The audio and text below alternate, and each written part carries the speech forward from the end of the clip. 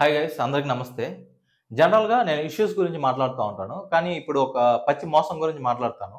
Government వికలాంగుల విషయంలో చేసే మోసం గురించి. జనరల్‌గా ఏమంటే ఫ్రీ బస్సు అనౌన్స్‌మెంట్ చేశారు గవర్నమెంట్ వచ్చాక. అయితే జనరల్‌గా ఇప్పుడు అందరు మహిళలకి ఫ్రీ బస్ ఇవ్వాలా? లేకపోతే వికలాంగులకి, లేకపోతే కంటి చూపు లేని వాళ్ళకి, ఇలాంటి వాళ్ళకి ఫ్రీ బస్ ఇవ్వాలా?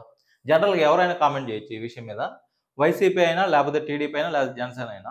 సో, ఈళ్ళ విషయంలో ఏం జరుగుతుందంటే, జనరల్‌గా గవర్నమెంట్ ఒక కార్డ్ ఇస్తుంది వీళ్ళకి. ఫిజికల్లీ హ్యాండిక్యాప్డ్ అనేసి ఒక కార్డ్ ఇస్తుంది. దాంతో వీళ్ళు బస్సుల్లో ప్రయాణించొచ్చు.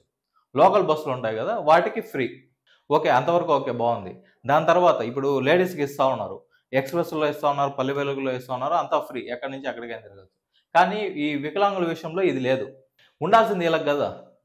వీళ్ళు ఎంతమందిని ఎన్ని సార్లు కలిసినా గూడా ఈ ప్రాబ్లమ్‌కైతే సొల్యూషన్ ఇవ్వలేదు ఎవరు గూడా. కలెక్టర్‌ని కలిసారు, రాజకీయ నాయకుల్ని కలిసారు. కానీ ఈ ప్రాబ్లమ్‌కైతే సొల్యూషన్ ఇవ్వలేదు. వీళ్ళకి ఎలా ఉందో తెలుసా? ఇప్పుడు లోకల్ బస్సులైతే ఓకే.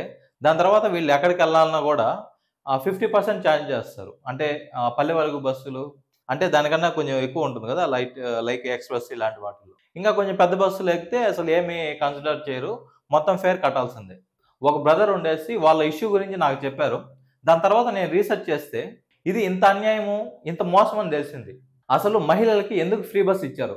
సరే ఇస్తే ఇచ్చారు. వాళ్ళకి ఇవ్వడం ఇంపార్టెంటా? లేకపోతే వీళ్ళకి ఇవ్వడం ఇంపార్టెంటా? ఇది చాలా సింపుల్ విషయం అనుకోవచ్చు మీరు. కానీ ఇది చాలా మోసం ఇది.